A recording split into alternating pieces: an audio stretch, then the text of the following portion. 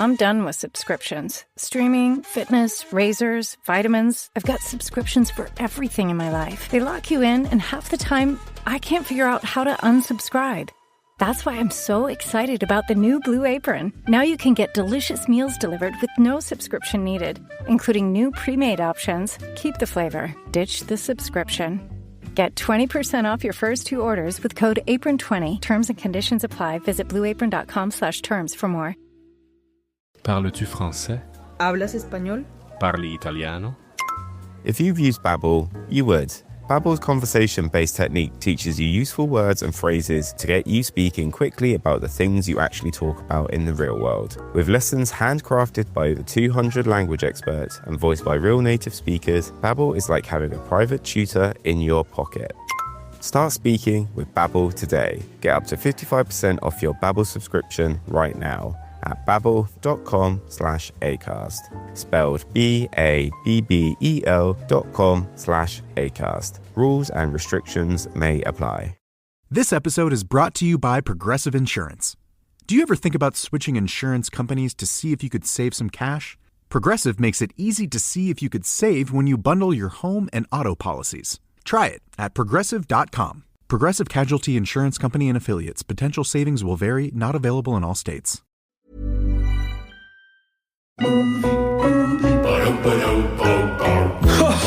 Welcome to Movie Oubliette, the film review podcast for movies most people have mercifully forgotten. I'm Dan. And I'm Conrad. And in each episode, we drag a forsaken film out of the oubliette, discuss it and judge it to decide whether it should be set free or whether it should be thrown back into oblivion forever.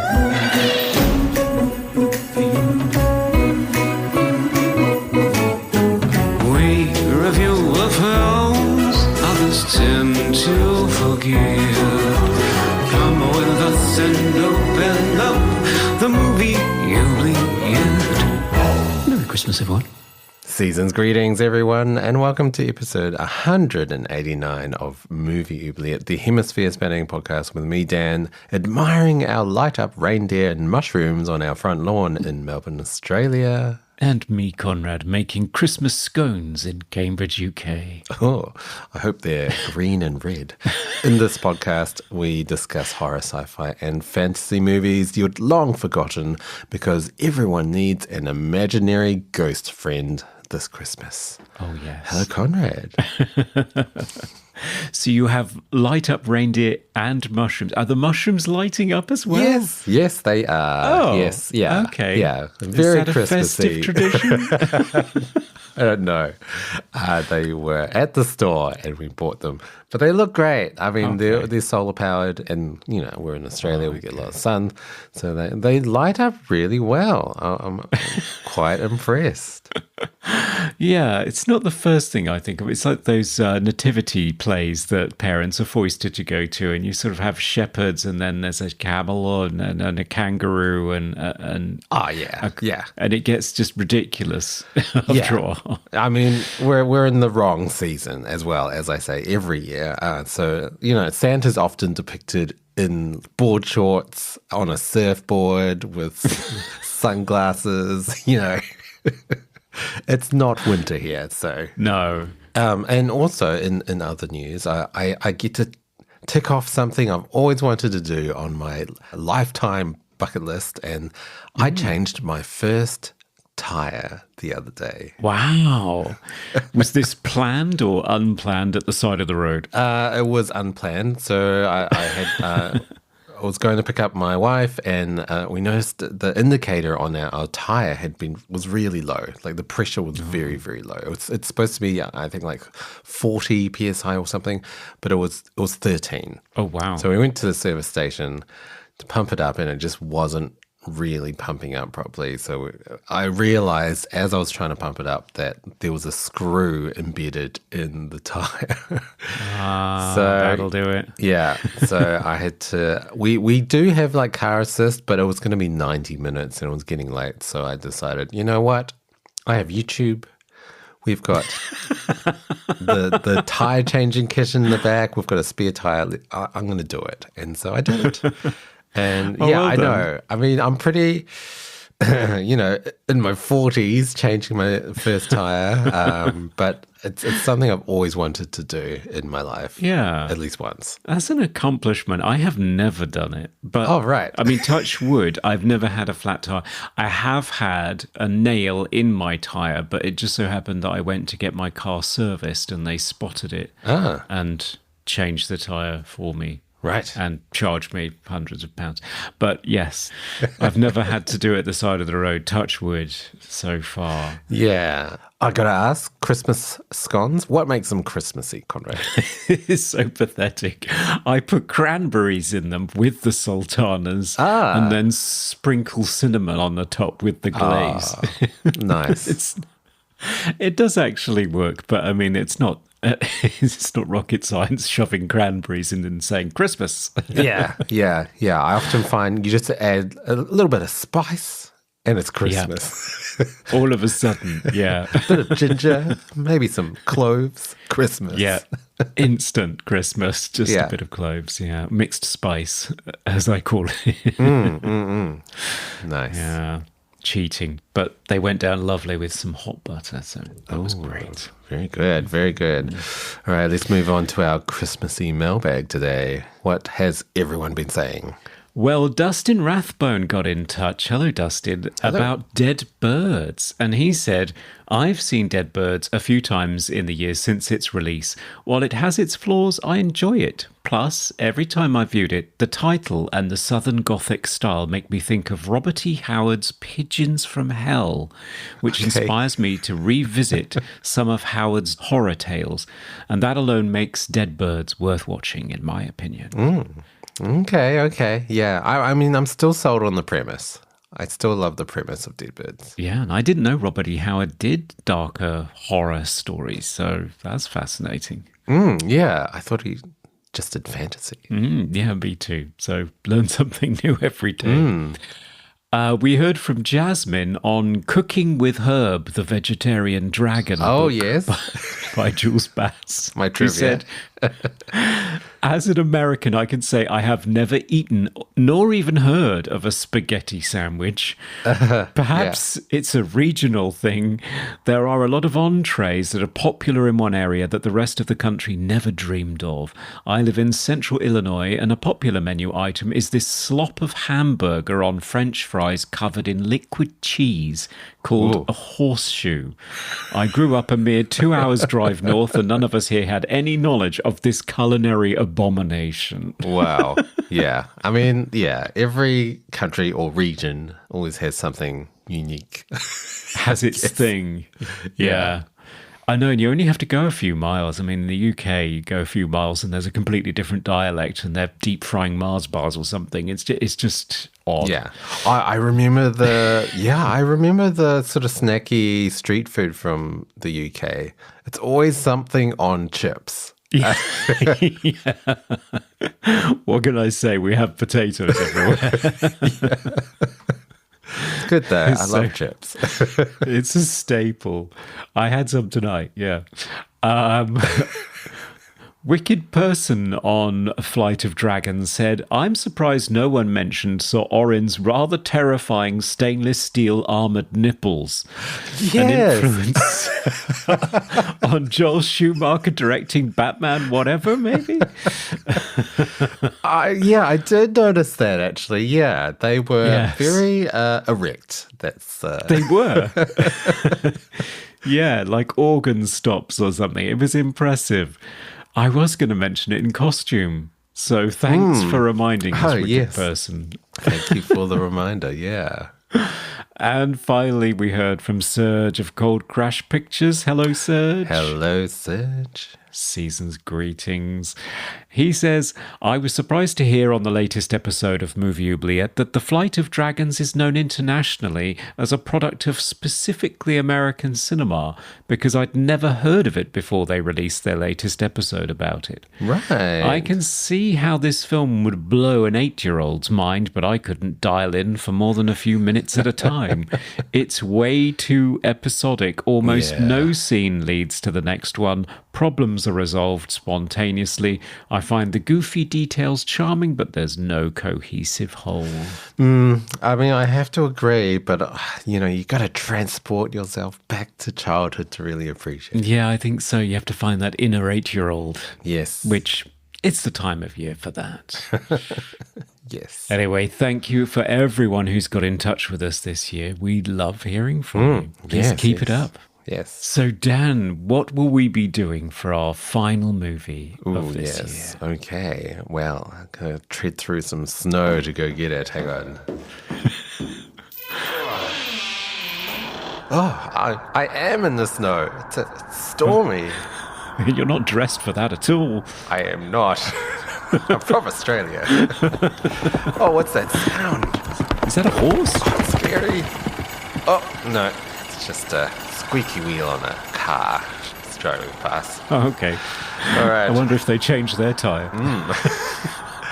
Okay, I think I found the movie right next to this ring. Hang on. Okay, I'm coming back. My friend. I'm back. Back in the warm. And what do you have with you? Yes.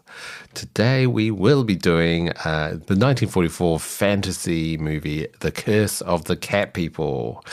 It's directed by Gunther von Fritsch. I can't pronounce his name, sorry. Also with a co-director credit from Robert Wise. Yes. Written by DeWitt Bodine and stars Simone Simon, Kent Smith, Jane Randolph, Anne Carter, Eve March, Julia Dean, Elizabeth Russell, and Sir Lancelot. Wow, that's a name. Yes. And what happens in this movie? So, set a few years after the first film, Cat People, we continue to follow our couple, Oliver and Alice, now married with a young daughter named Amy. But Amy isn't like the other children. She gets distracted by butterflies, slaps boys, and mails invitation letters to a magical mailbox tree. One fateful day, she is lured to the supposedly haunted Farron house by a voice from the window and is gifted a wishing ring. Amy, alone and rejected, wishes with the ring for a friend. And who should that friend be? Well, the ghost of her father's dead first wife, Irena, of course. Oh. Amy is told to return to the Farron house to give back the ring and befriends the giver of the ring, Mrs. Farron, but not her daughter, Barbara, who Mrs. Farron says is an imposter. Oh. And let's not forget what time of year it is. It's Christmas. This movie brings Christmas trees, carolers, and missing children. How does this movie compare to its predecessor? Is it a forgotten Christmas classic? Is neurodivergency just a curse being bestowed upon by a dead Serbian cat woman? We'll find out after the break. We will.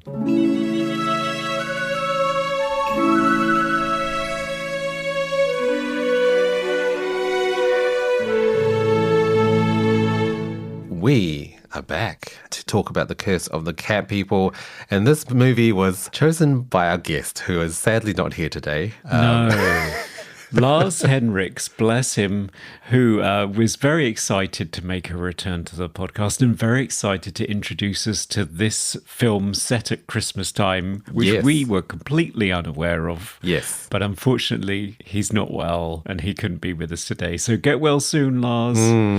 Get well soon. Yeah, yes. So let's get into it, Conrad. Yes. Had you seen either of the Cat People movies? No.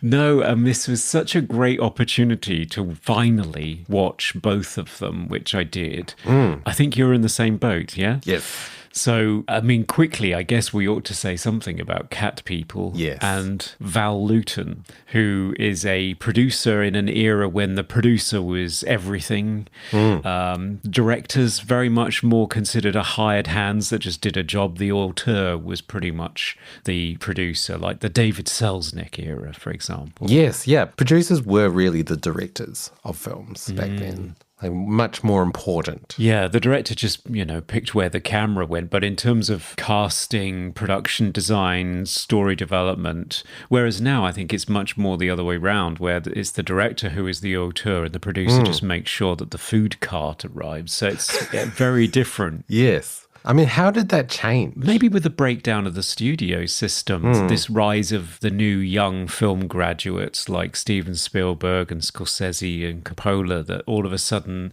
it all shifted towards the auteur, the director. Sure. Yeah, so Val Lewton, he was a very influential producer in the horror field at RKO Pictures, and they were desperate to make some money because this other guy had made a couple of movies and they were complete stinkers. Orson Welles, his name was, and he made a film called Citizen Kane, total disaster at the box office. Yeah, who remembers that movie? Nobody. It's gone on to become often the top of the charts of greatest films of all time, but it did sink them. It cost a lot of money. Oh, wow. And you can see some of the sets from The Magnificent Ambersons, which was his follow-up movie, being reused in Curse of the Cat People to try and save some money. But yeah, they went back to the horror genre to make some money. Cheaply, low budget films that rake in some money at the box office. So they went to horror, and Val Lewton just had this eye for a slightly different flavour of horror, psychological, not sort of monsters with cheap effects on them lumbering about. He went for things that creeped you the fuck out. And gosh, The Cat People is damn good, isn't it? It's very good. And I think I recall Amanda Jane Stern, one of our guests, saying it is the proto-slasher. Because it felt very much like a slasher in some of the scenes. The scene where Alice is running through the streets and it's just really dimly lit and you've got Irena kind of following her. And the use of sound design. There's a jump scare in that scene as well. When it's like a bus or a trolley car pulls up with a really loud sound and gives you a fright. I was like, this is so ahead of its time. 1942. It's way ahead of its time. I know, I'm watching it thinking, all of a sudden this movie is incredibly modern. Like the camera's almost handheld. There's no score. So there's none of the sort of oldie-worldy mono orchestra going on. Yeah. All of a sudden, for those sequences, it's like, you could have shot this yesterday. Yeah. This is amazing. Yeah.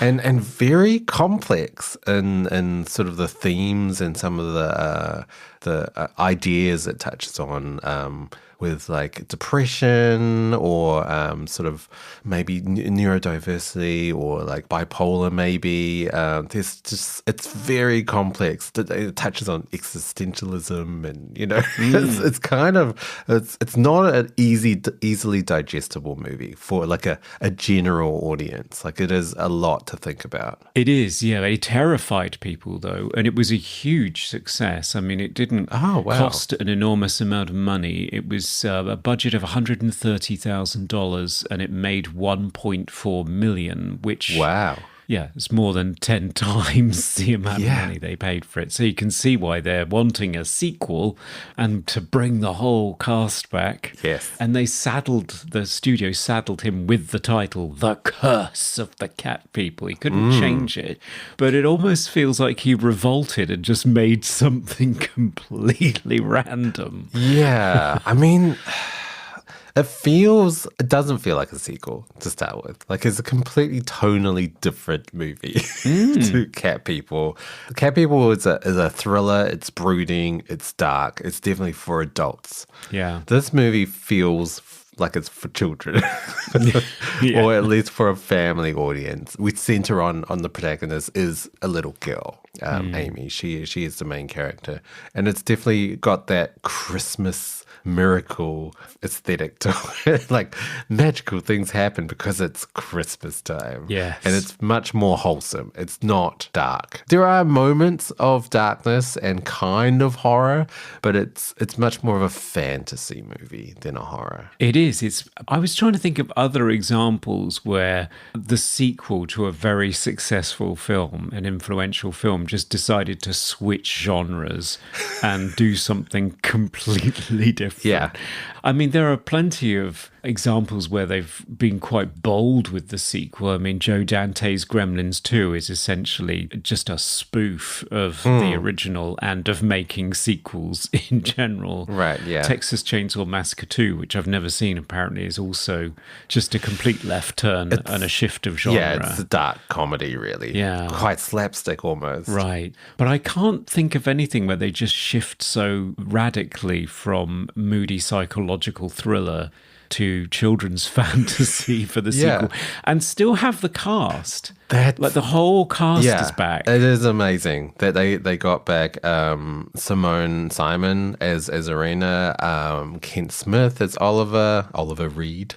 Yeah, that's weird. Jane Randolph as Alice, now Alice Reed. And even, I think she's uncredited in the first movie, Elizabeth Russell as Barbara Farron, but she's the Serbian woman in the restaurant that comes up to Irena in the first movie. Yeah, like all the same cast. Like it's made 2 years after Cat People, but I'm assuming it's set like a good, I don't know, 8 years or whatever, because the daughter she's definitely older than 2. Yes, yeah. By some distance, yeah. No, you're right. It must be set quite a while after, mustn't it? Mm.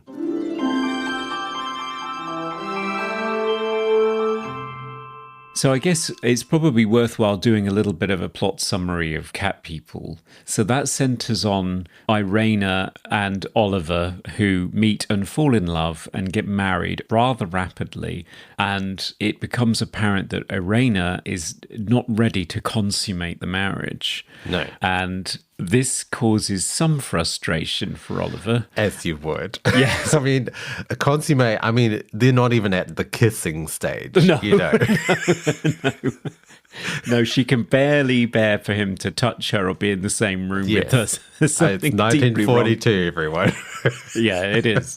And it turns out that she has this fixation on her Serbian heritage of this folkloric tale of people turning into cat people if they are suitably aroused or excited, emotionally excited. So she's terrified. But she's also fascinated with the local zoo and all of the wild cats that they have in captivity there. And there is another woman, Alice, who works with Oliver, who has, I'm going to fall in love with the main character and make things complicated, written on her forehead. And this makes Irena jealous, and so we have a few stalking sequences where Alice appears to be being stalked by either Irena or a large cat or both. 2 of the 3 are terrifying. One of them, unfortunately, isn't, because you actually see a cat, which was the studio's decision, whereas the others, you do not really see what is going on, and it's all suggestion, and it's very effective. Oh, it's great sound design. Great use of sound design and sound effects of a cat, but not showing it. Also,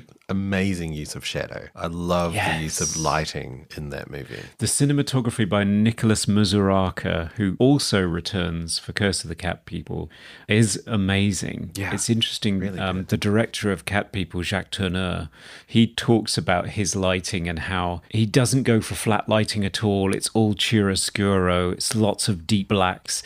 And interesting things like he lights walls upwards from the floor. Yeah. So the bottom of the wall is light, but it plunges into these darkness in the corners. And it's incredible to look at. Anyway, very moody, terrifying film. Has a very tragic ending, as you can tell. Spoilers. Because big spoilers. Big spoilers. Irena is not alive at the beginning of Curse of the Cat People. Oliver has moved on and married Alice. They've had a child.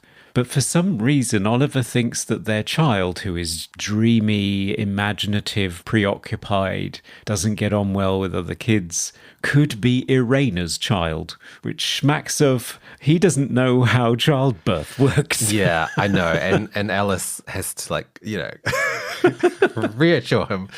It's definitely my child. It's definitely. I was there. We definitely consummated and birthed the child. Remember when you didn't have sex with Irena? Yeah, that didn't happen. That's how that worked. And then I was in labour for hours. It's my kid, okay? Yeah. I mean, it's kind of it harkens back to sort of the old way of looking at problems with people. It's always like, oh, it's genetic. It's kind of nature versus nurture, and also just not understanding neurodiversity or any spectrum of any other sort of behavior in children.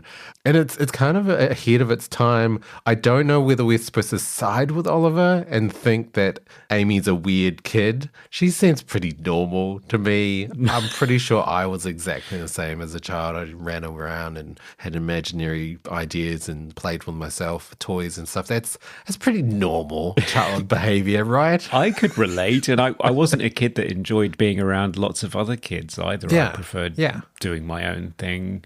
Yeah. Introverted, extrovert, a creative person. I mean, she's fine, but she is so determined, bless her, to be a quote-unquote good girl and be everything that her daddy wants her to be. Yes. Very specifically, her daddy.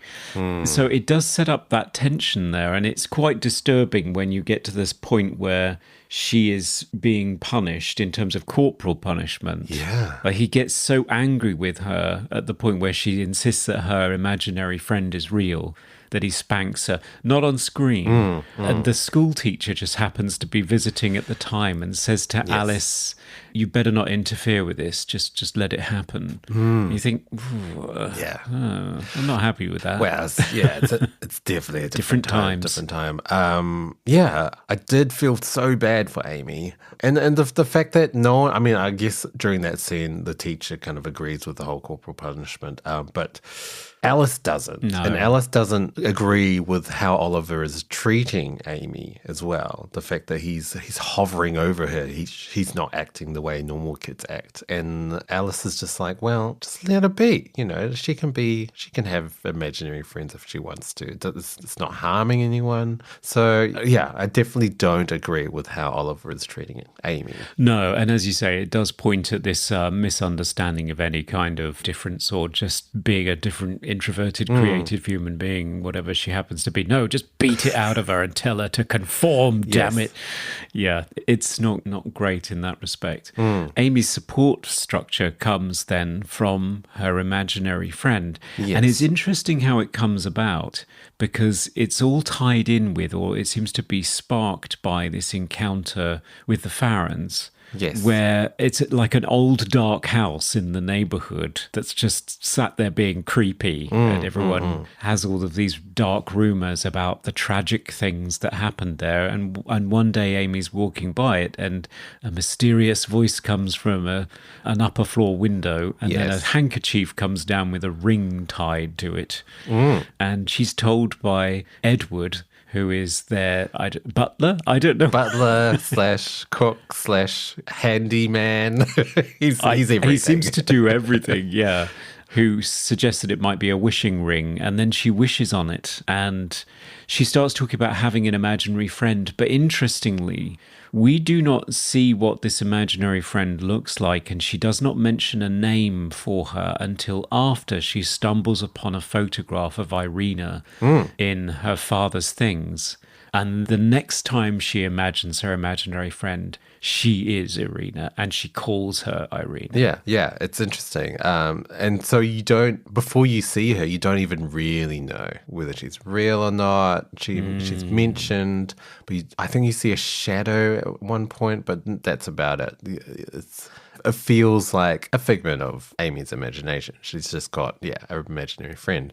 But once she's introduced, she is like a princess. She's like Snow White. Yeah, she is on another level of magical. Like she looks nothing like the Irena that we know from the original movie. She sounds a little bit like her, but she's more sort of wistful and calming and caring, and she is wearing a Disney princess dress with stars and spangles on it. Yeah, I mean, at one point she's got the sort of, I don't know what color it is because it's a black and white movie, but it looks like a white cloak. Yeah. It's very Snow White or Red Riding Hood almost looking.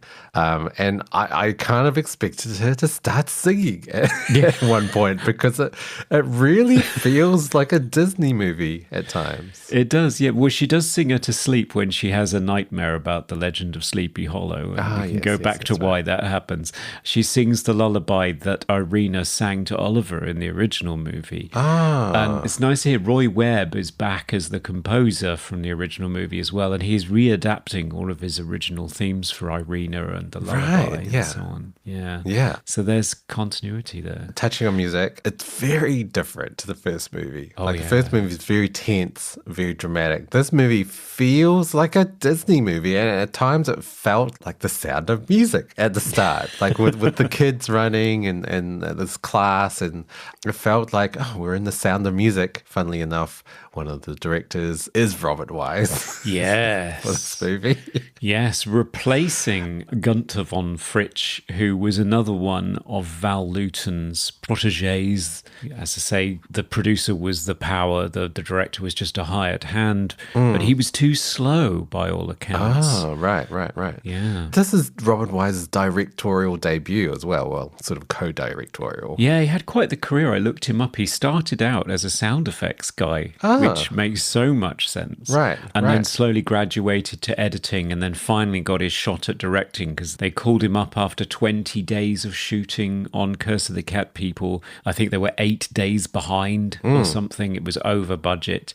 And they said, look, we're not unhappy with the rushes. It's just he's too slow. Yeah. So, Robert, this is your shot. If you want, it's you on Monday morning. And he was a bit nervous about it because he was supposed to be working with Gunther on set that day because they worked on Saturdays. And they said to him, look, I know it's awkward, but it's either you on Monday morning or it's somebody else because he's going. Wow. So he took the job and this is his debut. And there are certain sequences that you can tell it's the man who directed The Haunting. Right, yeah, that's right. Because it's a lot of the stuff that's in the Farron house, and I think you can sort of tell. Yeah, that's interesting, actually. Yeah, so we've covered him on The Haunting and Andromeda Strain as well. Yeah, of course. But yeah, the scenes in the Farron house were creepy. Yeah. Like the use of things in the foreground as well, the lighting, sort of the below lighting, it makes Mrs. Farron, when she's telling the story of Sleepy Hollow, really, really creepy.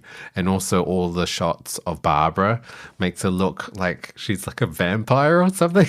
She's quite menacing. She is, yeah. I mean, she's very memorable in the original Cat People. She only has one scene. Everybody remembers the scene. She is such a striking woman, such incredible bone structure. She was a model, not surprisingly. Yeah. And here she's playing this forlorn creature who has been completely disowned by her mother, if it is her mother. Yeah. Claiming that I do not know who this woman is. She's a liar and an imposter. I don't know why she's here. So this old lady living in this old dark house who likes to creep young children out by telling them the legend of the Sleepy Hollow. Yes. In a very theatrical way, because she used to be an actress. She's living with her adult daughter who's supposedly looking after her. But is she? Because the old lady says no. Yeah. So... yeah, she says to Barbara, no, my daughter died at the age of 6. You are an imposter. You are just the lady looking after me, which is, that's heartbreaking as a daughter to hear your mother say to you. Because I'm pretty sure she is the real daughter. Yeah. Because I was thinking, oh, is there going to be some sort of twist? But no, I guess it's kind of the crux of the movie because Barbara feels like she's been disowned by her mother and her mother has kind of adopted Amy as like a new daughter and she kind of feels very jealous about that because I mean she gets her a Christmas present that she doesn't open, whereas she opens the one from Amy and she's like, oh, I love this ring. I know, it's so harsh. Awful. It's like, I got you this, mother. And it's just like, throws it over the shoulder. You're an imposter. It's really awful.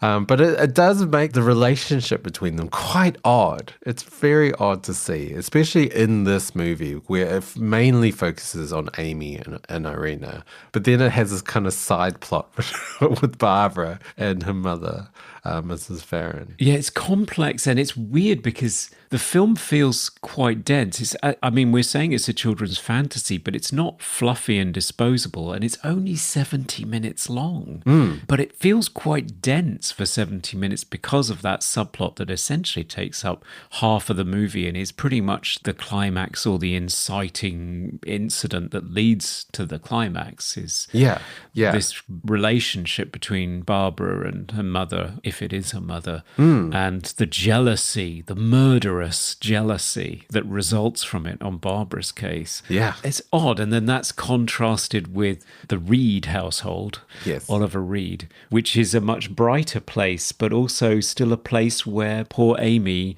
does not feel as though she's living up to expectations, where when she goes to the Farron house, which is a creepy as fuck old dark house with a vampirist walking around threatening to kill her, there she has a great time. I laughed uproariously after the old ladies told her the legend of the Sleepy Hollow in a way that just it scared me.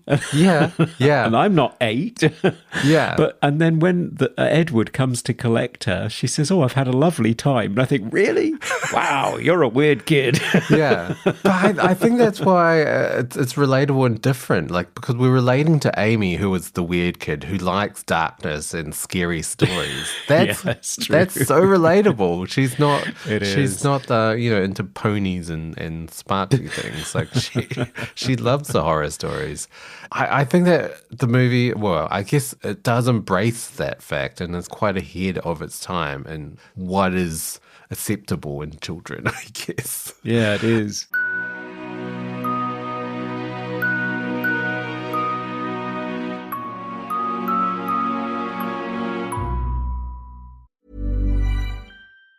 I'm done with subscriptions. Streaming, fitness, razors, vitamins. I've got subscriptions for everything in my life. They lock you in, and half the time, I can't figure out how to unsubscribe.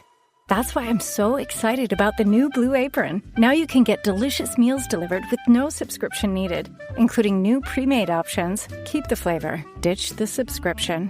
Get 20% off your first 2 orders with code APRON20. Terms and conditions apply. Visit blueapron.com/terms for more.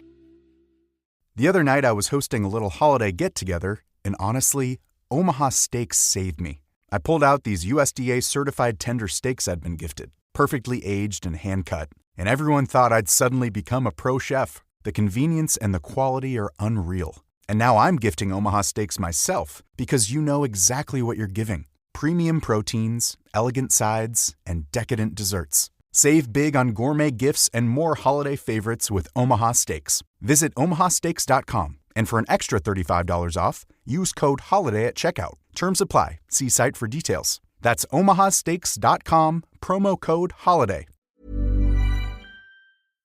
Going back to Irena, is she a ghost? Or is she actually just a figment of Amy's imagination? Because she never does anything that has, apart from talking to Irena, she never does anything that has sort of proves that she's real. And she's never seen by anyone else but Amy. No, and she never has a material impact on the world. Yes, yeah. So interestingly, the original ending of the movie did have her do something that impacted the world and therefore proved the existence of the supernatural and of Irena's presence. Right. So originally the climax of the movie was Barbara's going to kill Amy. Right.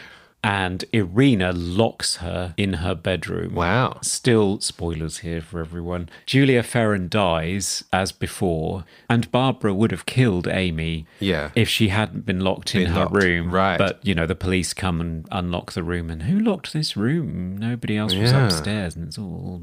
And it's Irena. But Val Lewton didn't like that ending. Oh, okay. Because it gave a sense that Barbara had absolutely no redeeming features, that there was no redemption for this woman, no hope for her, and also proved the supernatural. So he came up with the current ending, and Robert Wise reshot it over a few extra days of shooting, with the cast coming back. So then Barbara isn't locked in her room. She does find Amy with the dead Mrs. Farron on the stairs, is about to kill her, and because Amy sees her as Irena and runs towards her and hugs her and calls her my friend. Her claws softened and she finally gives in and embraces her. She finally gives in to love. And that is Love is the redeemer of everything, even Barbara. Yeah. I mean, I do like the ending, but it kind of means that Irena doesn't do much. Like, she's kind of just there, almost like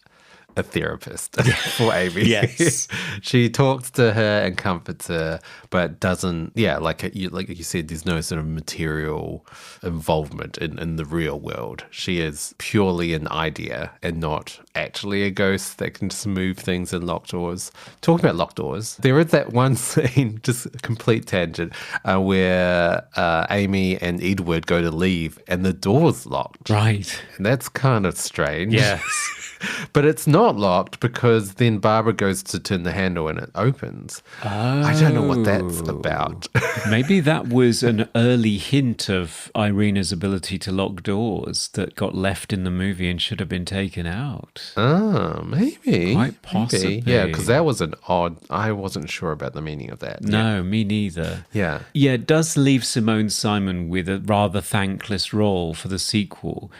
She turned down a pretty significant role in an A picture to do this for Val Lewton. Oh, right. Because she said she felt so grateful to him for Cat People. She didn't feel she could let him down. And when the interviewer says to her in this lovely interview with her beautiful French accent, says to her, "You do look beautiful in the movie." And she said, "Well, I better look beautiful because I don't have anything to do." Right. Yeah. So she was well aware of how small her part is in terms of a material impact on the plot. She has none. Yeah, because I kind of wanted something to happen, something big, something significant, but she kind of just superimposes herself onto, well, it looks like she superimposes herself onto Barbara. And so Amy sees her as Irena and hugs her. Talk about not being a family movie. Like, Mrs. Farah does die. Yeah. She goes up the stairs and I guess has a heart attack and dies. She is dead. I know, and they don't pull their punches on it. Amy is genuinely traumatized by this. Oh, yeah. You mentioned the existentialism in the first film. I mean, Amy's having a full-on crisis here, realizing what death means. This is not great. Yes. I mean, even at the start when she slaps the boy, it's because he's killed this butterfly. You know, I really did connect to Amy. She's got a heart of gold. She has, yeah. She is very much your Christmas angel, isn't she? The sort of character you'd expect to see in It's a Wonderful Life or something like that. Yeah. That's one movie I thought of immediately watching this. Like, it's one of those, it's a Christmas miracle kind of movie where it's just like, it's that time of year. The magical things happen. Because, the two of the scenes in the garden are really quite magical. And I feel, was it on a set? Because the lighting is incredible. Yeah. So she's playing in the garden. The first scene, she's playing in the garden and all this kind of magical stuff happens. There's leaves falling. The lighting changes to be really dark and then really bright. It feels like it's like changing seasons almost. It's done really well. Yeah, the lighting is incredible. Yeah, the whole movie, I think, is studio bound. Really? In wow. RKO, yeah. You cannot tell. Or a backlot. Yeah.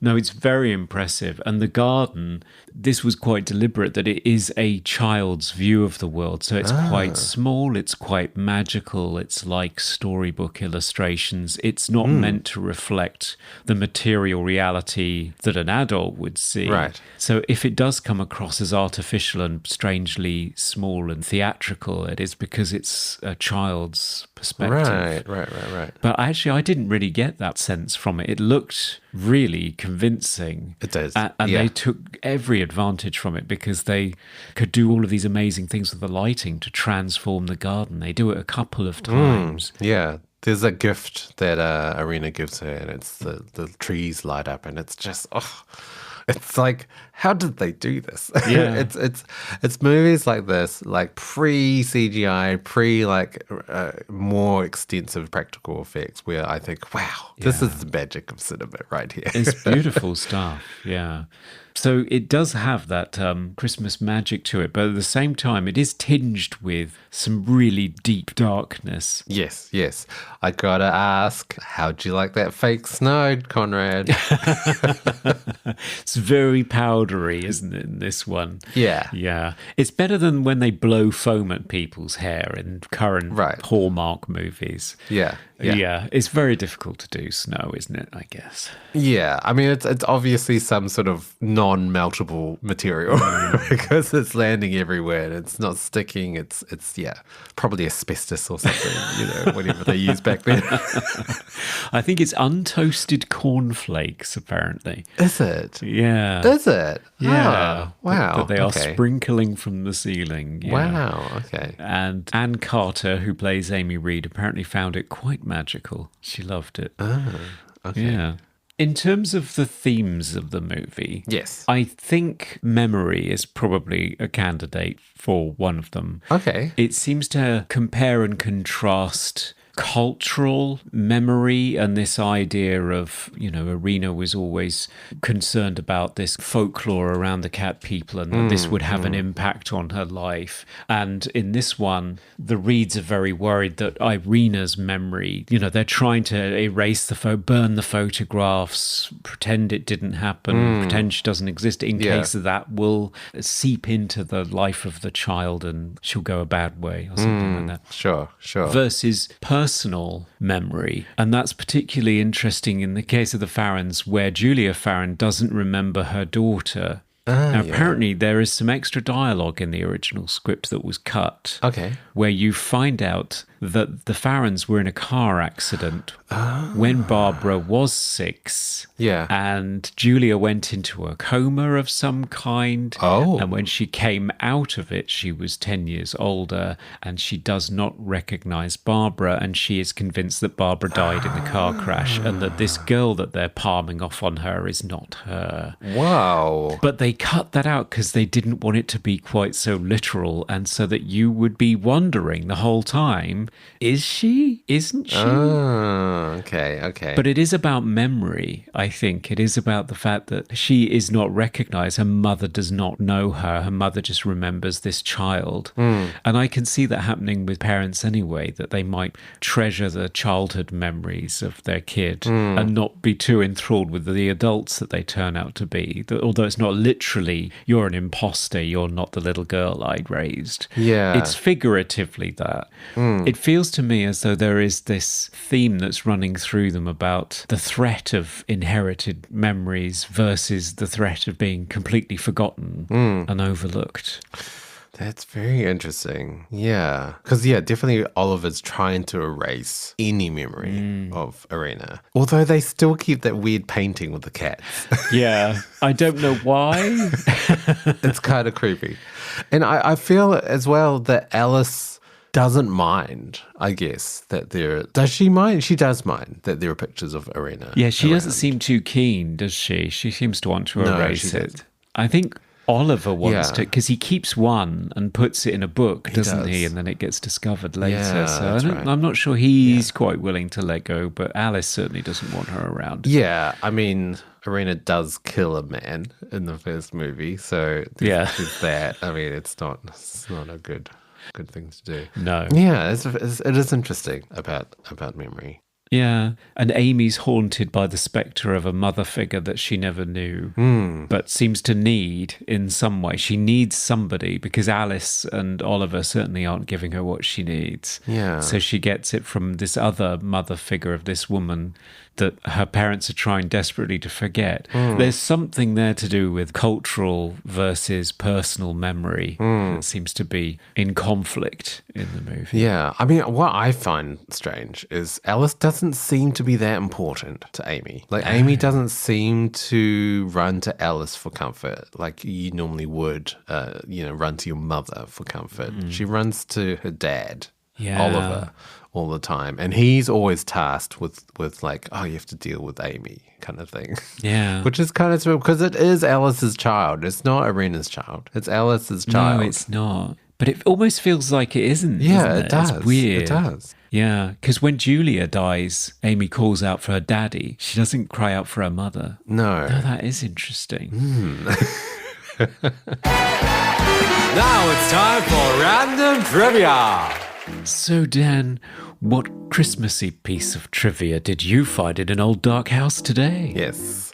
Well, the actor who played Edward, the butler, was Lancelot Victor Edward Pinard, better known by his stage name, Sir Lancelot. He was actually quite a famous Jamaican singer, popularizing the music of calypso in America, making his debut in 1940 at New York City's Village Vanguard nightclub. His first role in a movie was a minor singing part in Two Yanks in Trinidad in 1942. Some of his other film roles include Happy Go Lucky in 1943 and 3 movies by horror producer Val Lewton. I Walked with a Zombie, 1943, The Ghost Ship, 1943, and this film, The Curse of the Cat People. Sir Lancelot also had a small role in the 1945 zombie comedy film Zombies on Broadway, a movie where a pair of men are tasked with finding a real zombie for a zombie-themed nightclub. Of course. So yes, a very famous singer, Mr. Sir Lancelot. Yes, an influence on Harry Belafonte by all accounts. Yeah. And that's our trivia. Yeah.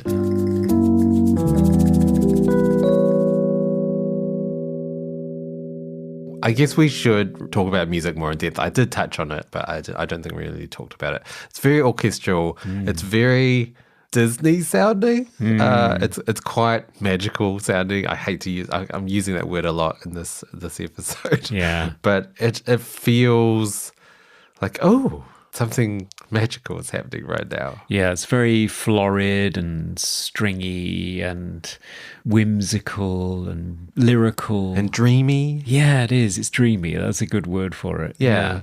It is. You can imagine it coming off on the soundtrack of Pinocchio or Snow White or something. Yeah. And not just because of the era and the style of writing, but there is something about the orchestration and the melody too. Yeah, would you call it, what's it called? Magical realism?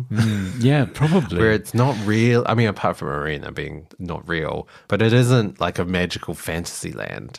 But the music says so that it is. Like the music sounds like it's a magical fantasy land. Yeah, it does. Yeah, very orchestral, very lush. Like it's full. It's very big sounding. It is, yeah. And there aren't any scenes where the music isn't there. Or maybe... No, there are. Yeah, there are nice breaks in music. I was surprised by it because normally, I mean, it's generalization. A lot of old Hollywood, or especially golden age of Hollywood, it's music wall to wall.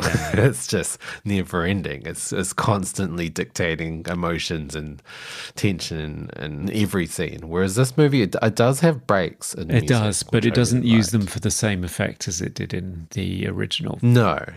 It's definitely, more positive sounding. It's not dread. No. Yeah. I also wanted to talk about how things have changed. So you have your kid just playing in the backyard and she walks down the street by herself. She goes to an old house by herself. It's normal behavior back then.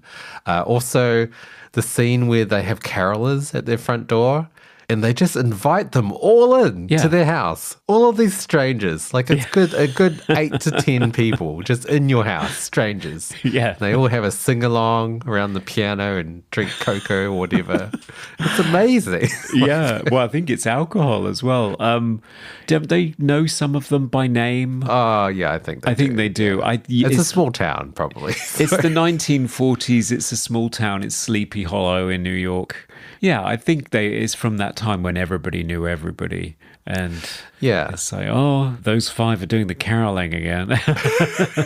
Better get the mulled wine on the stove. Yeah. I don't know. Like, did that actually happen back then? Did they just invite a whole bunch of strangers into your house? This is something I wonder. Or was this a movie thing? Because it's just not. Carolers don't exist in Australia or New Zealand. I never experienced this. Was it a thing in the UK? Because I only seem to see it in American movies. Yeah, I think it's supposed to be. I mean, certainly you see it in films, like in Love Actually, for example, it crops up. But I mean, the only thing I've ever experienced in the UK is like a charity float coming around with carolers on it and Christmas music playing, and then somebody will come to your front door with a bucket where they're raising money for charity. Wow, that's cool. So that happens quite often. Right. But I've never had random people knocking on my door and singing at me. I'm quite grateful, to be honest. I can't imagine anything more mortifying than that. I mean, in this day and age, it's, it's definitely times have changed for sure. They really have, yeah. But it's great to see something like that in a Christmas movie. Like the movie felt very Christmassy, I have to say. It does, yeah. And I was so pleased that Lars mentioned it, because often when we say to people, hey, do you want to be on our Christmas special and can you think of a film? You know, people are sort of thinking of, there's lots of horror Christmas movies, and we've done a few Christmas films. Like, we found it really hard to find a sci-fi one, but we did one in our first year with Manu Interreme. Yes, that's right. It's not easy. And then Lars just comes out of the blue with this. Yeah. This weird psychological children's fantasy. Yeah. I never even realised it existed, or that it was set at Christmas time. Yeah, because Christmas movies can go either sort of two ways. They're either just so entrenched in Christmas that it is definitely a Christmas movie, or it's just a movie that happens to be set around Christmas time. And I feel like this balances kind of both at the same time. Like, you do have the fantasy and the sort of darker elements of the Farrenhouse, but it does still feel like a Christmas movie. It doesn't feel like, oh, it just happens to be Christmas in one scene. Like, it's still definitely a Christmas movie. There's that sort of wholesomeness to it at times. But then there's danger when Amy goes running away to try and find Irena, because Irena's said goodbye and Amy needs it. So she's literally just walking around in the snowstorm. And it's like, wow, this is not Christmassy. This is thriller. This is the movie we came to see. Yeah, it's a fascinating mix. It's quite spellbinding. It is not what audiences were expecting at all. You will not it's be very different to Cat People. But by all accounts, at the premiere or the first screenings, loads of people coming in who love cat people, who were terrified by cat people. People were genuinely scared during the swimming pool sequence. They were screaming and throwing themselves out of the theatre. Wow. They were terrified. And it's all suggestion, very much in the style of Robert Wise's work on The Haunting, which I think is an homage to Val Lewton. Oh, right. They sit down for this. They've got a film titled The Curse of the Cat People. The poster's scary. It's really intense. And then they get this. But by all accounts, once they settled into it, they were entranced by it and they loved it. But it didn't make anywhere near the money that the original did, unfortunately. I had a thought, actually, about this movie. I think this is one of those rare occasions where the sequel, you don't need to watch the first movie. I don't think you do. They mention, like, obviously you've got the same characters, Oliver and Alice and Irena, but they mention it. They mention that she was a previous wife that died. You don't need to watch the original movie to enjoy this movie. And I think you would enjoy this movie more if you didn't watch the original movie, because it's so totally different. And the characters, especially Irena, is completely different, that I think this works better as a standalone film than a sequel. No, that's a very good point. I think you're right. So actually out there, if you are thinking of watching this movie over your Christmas break, you don't need to do the double bill with Cat People, even though we did, and I'm glad we did, because I damn well should have watched it by now. Yeah, I'm glad I did as well. But I felt on first watch, this movie was disappointing. Yeah. And I'm sure a lot of audiences at the time would have found this movie disappointing because it is so different from the first film. Yeah. But on sort of retrospection, going back to it a second time, it works way better as a standalone film. If you're not constantly thinking about, Irena's very different in this movie. She's not turning into a cat. And what's this curse all about? Like, there's no curse. What? And where are the cat people? There aren't even any cats. No. In fact, they had to go back and add a scene of a cat at the beginning of the movie during the reshoots because the studio said, where the hell are cats? Yes. So, don't go into this movie expecting cat people because there are none. There are no cat people. No. It's clearly a case where it's been given this title because that's what they used to do. They used to test titles. Really? Okay. Like a Twitter poll or something. Yeah, okay. And whatever came back with a strong, yeah, I'd go and see Curse of the Cat People, they just handed it to Val Lewton and said, there you go, that's your next movie. Right, okay. And he did not respond to that, so he did a, apparently, deeply personal movie. Apparently this is very autobiographical. This is where he grew up. Okay. And apparently posting birthday invites into a tree was something he did. Oh, as a really? kid. Oh, wow. Yeah. Okay. Apparently he did that. Coming to you live from the Movie Oubliette Theatre, it's the prestigious Movie Awards. Okay, it's the Movie Awards where we nominate our favourite magical ring wishing parts of the film in the number of daughter disowning categories. Best quote. My favourite quote comes from Irena when she first appears. Well, not first appears as a special friend, but the first time we see her. And Amy asks her where she comes from. And Irena says, I come from great darkness and deep peace. Oof.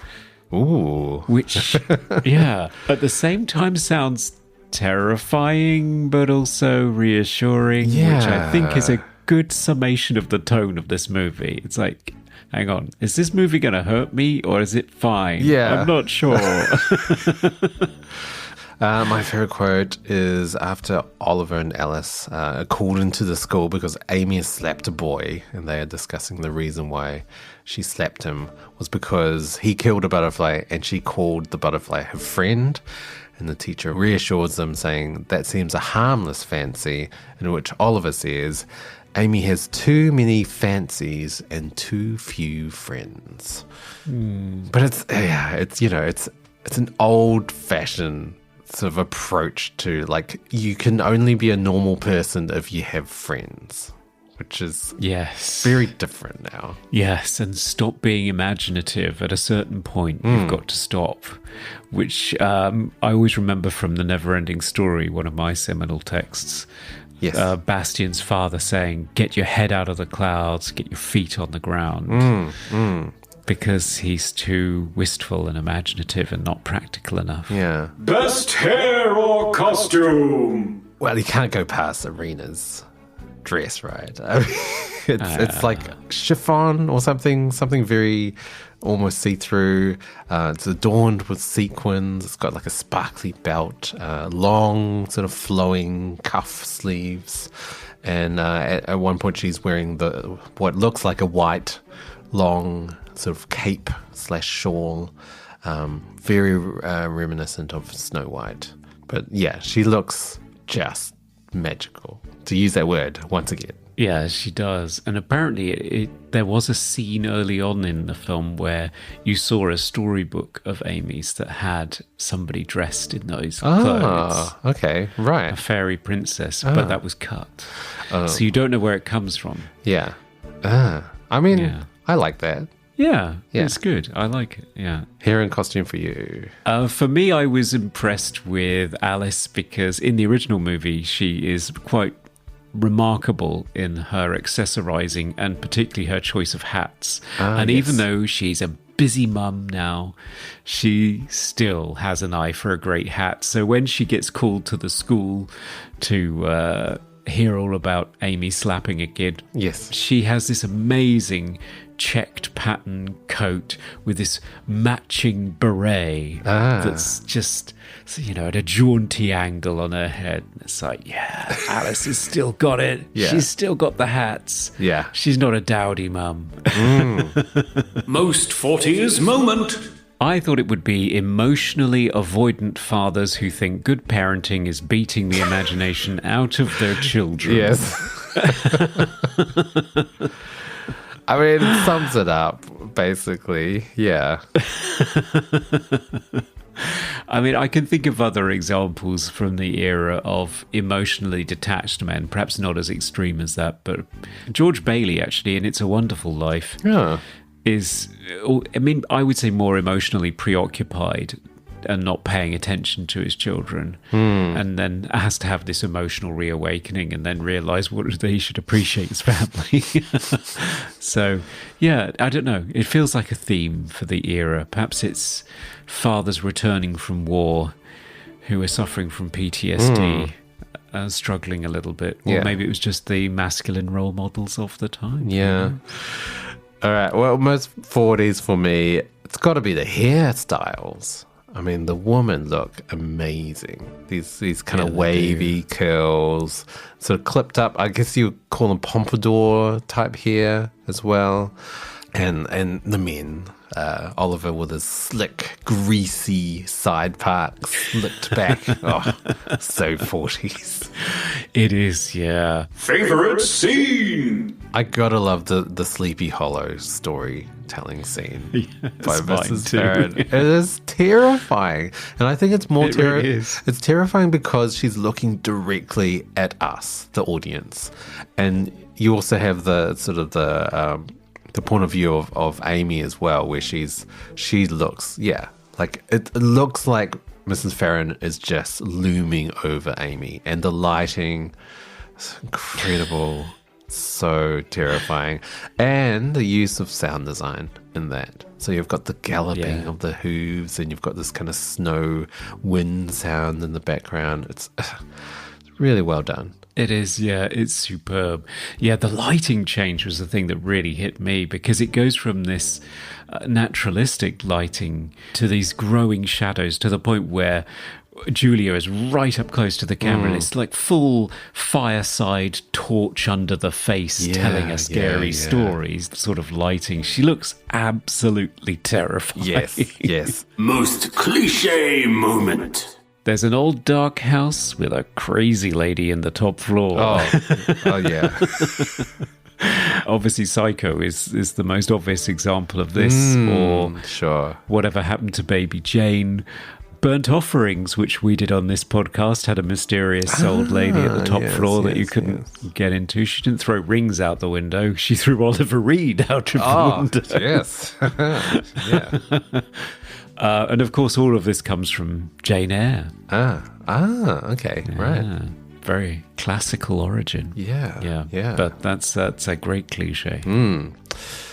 Cliche for me is it's a Christmas miracle, you know. It's a Christmas movie with magical things happening, and it's because it's Christmas time. I don't know. A lot of this type of movie out there. Yeah. It's that time of year. Yeah. Best special effect. I have to mention at the very start, there is an animated butterfly. There is. Yeah, because how else are you going to control a butterfly and tell it where to go and where to fly?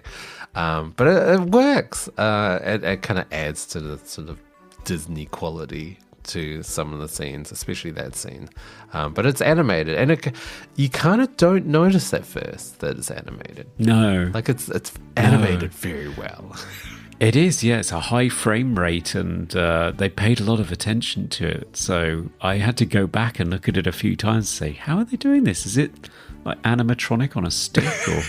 But no, it's animated. It's very impressive. Special effect for you.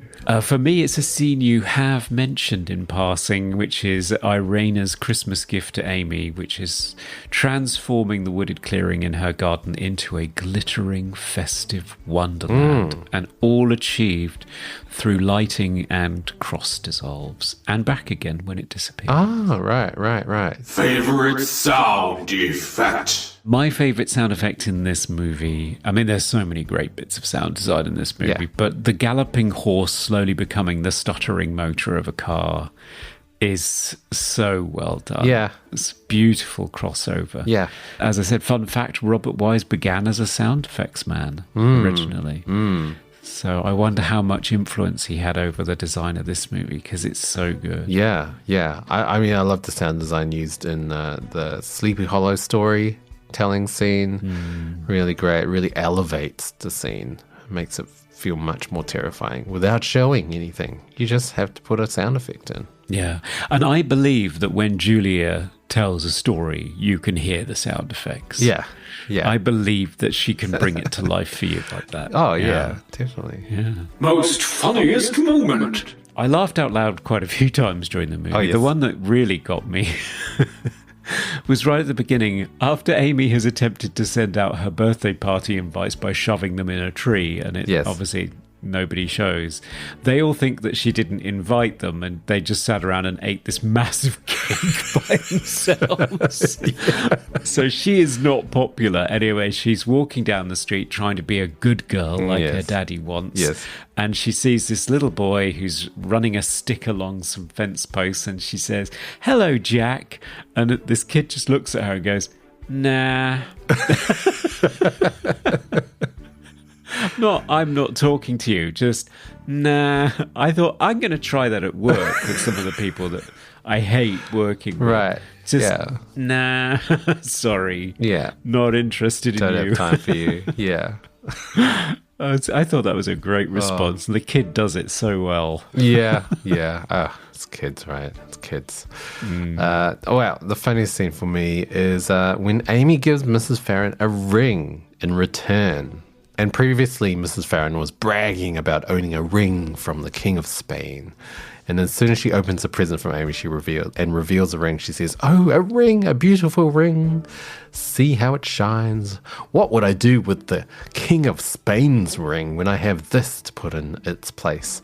And she takes off the King of Spain's ring and just tosses it over her shoulder. It's just like, it's amazing. Yeah, it's great because that's probably worth like millions. Oh, yeah. Whereas Amy says earlier on that she bought that thing for like 2 cents or something. It wasn't much. Nothing. Yeah. No. Bless her. All right. And that's our movies. That's our movies. Hello, happy holidays. This is Kelly Maroney, and you are listening to Movie Oubliette. Okay, it's final verdict time for Curse of the Cat People. Should it be freed from the dark oubliette to grant wishes, become everyone's friend, and be appreciated once more? Or should it be swept away by the headless horseman and be buried in a snowstorm back down in the depths of the oubliette, forgotten once more? Conrad. Sadly, our guest for today, Lars, could not make it for this episode, but he did present us with The Curse of the Cat People. Conrad, should it be released into the world? Well, yeah, I went on a bit of a journey with this one because, of course, we double billed it with Cat People. I watched them in successive nights. I was blown away by Cat People. I watched this and I thought, what? What is this? Yeah. What is this now? Yeah. But I also found it oddly enchanting and disturbing and thought-provoking. It stayed with me. So I watched it again and listened to the commentaries and read up on it, and I suddenly realised how much there is going on in this movie. And I actually think your point is very astute, that if you went into it without watching the original movie as a standalone Christmas fantasy, I think you wouldn't have that rough ride. I do think this is a film that is made with all of the craftsmanship that you can see on hand in the original Cat People. The cinematographer is there, the score is there, the writer is there, Val Lewton is there, the whole cast is there. There's an amazing child actress in Ann Carter there. And they are using all of those creative forces to tell a very different kind of story. And it's a very beautiful one with quite a lovely moral to it. So as a bizarre footnote to Cat People, to Val Lewton's horror career, and as a potentially undiscovered black and white Christmas fantasy movie with a dark tinge to its soul, I think it's an undiscovered gem. I think it's lovely. Yeah, I mean, I can't say it any better than that. Like, it's very different to the first movie. Like, if you expect, it's a sequel to Cat People, it's not really a sequel.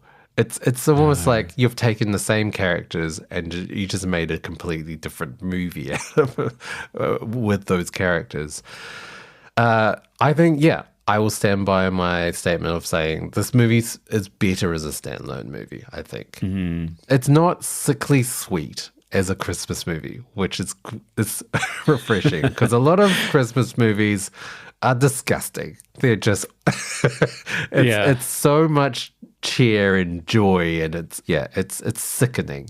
Whereas this has a lot of complexity, a lot of depth. It's dark, it's magical, but it's still a great Christmas movie, and it still has the right morals of a Christmas movie as well. And I loved Amy as a character. She's great. She's really, really great. So yes, I would highly recommend this movie, but not really as a sequel. I think they both stand as their own movies, Cat People and The Curse of the Cat People.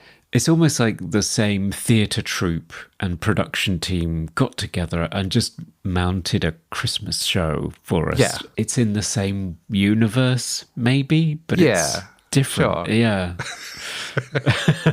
I don't think I've come across anything like this before. No. I mean, you did mention Texas Chainsaw Massacre, but that doesn't even feel like the same movie. Whereas this does feel like the same universe. It really does. It's just different. Yeah. So it got a thumbs up from us. But Yes. did it get a thumbs up from our patrons? Ooh. Hello, Gary. Hello. Merry Christmas. Happy Christmas. Can we have the final verdict for the final episode this year, please? Yes. They decided to set it free. Oh, great. Great, they agreed. They did, yeah. No, 80% said it free and let this Christmas angel have its wings, and only 20% said bar humbug, throw it back.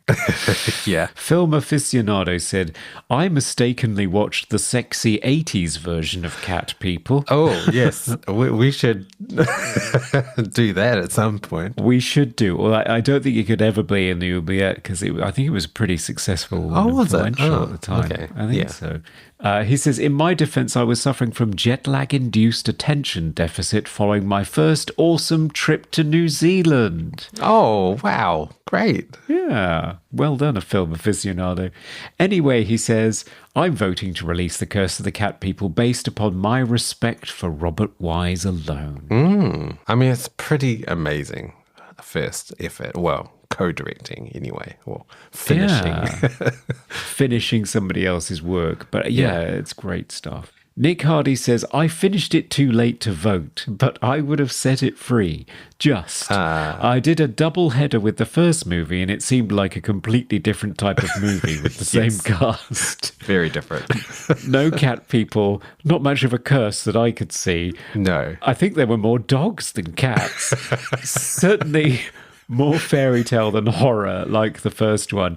But I enjoyed the Christmas feels it gave in the second half, and the ending was kind of moving. It certainly didn't outstay its welcome at 67 minutes, so set it free to baffle vintage horror fans for years to come. Oh, yes, yes, yes.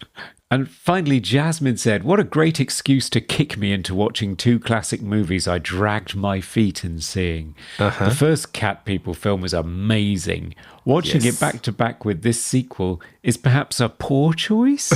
Jasmine's saying the same thing as you. Oh, yes. It's great that most of the original cast returned, but gone is director Jacques Tourneur. Still, producer Val Lewton and his team deliver a solid story with so much to think about. It is a little jarring when it dawns on you that you aren't getting any cat people, and I was on the cusp of scoffing at far too polite children's dialogue and Christmas carolers barreling into the house to sing harmoniously around the piano. But it's Christmas, so I will merrily let that slide. Yes. It is Christmas. It is indeed, so we are setting this one free. Merry Christmas, Curse of the Cat People. Merry Christmas. And thank you so much for all of our patrons who voted and commented and entertained us and agreed with us and disagreed with us all year. It's been great having you along. Oh, it's been a fantastic year. We'll have a review of that in our minisode. Yes. But if you want to keep up to date with all our future episodes, you can follow us as Movie Oubliette everywhere on all platforms, or you can email us at movie.oubliette@gmail.com. And if you want to keep the lights on here, you can support us at Patreon. For $1, you get access to extended portions of the show. For $5, you get to vote on the final verdict. And And for $10, you can be an executive producer, just like Chisilla, Isaac Sutton, Dr. Doggy, Serge, iconographer Ryan A. Potter, and Nick Hardy. Yes. We have merchandise on Redbubble, YouTube channel. And please give us a rating and a review. That would be our ultimate Christmas present from everyone. 5 stars, please. It does help us out a lot. Well, Dan, that's another year of dragging things out of the oubliette. Yes, it's been a fun one. Can't wait for 2026. Until then, I hope everyone has a lovely holiday season and a fantastic new year. Yes, Merry Christmas, everyone. Goodbye. Goodbye. We review the films others tend to forgive. Come with us and open up the movie Oubliette. Merry Christmas, everyone. I come from great darkness and deep peace. Parles-tu français? ¿Hablas español? Parli italiano? If you've used Babbel, you would.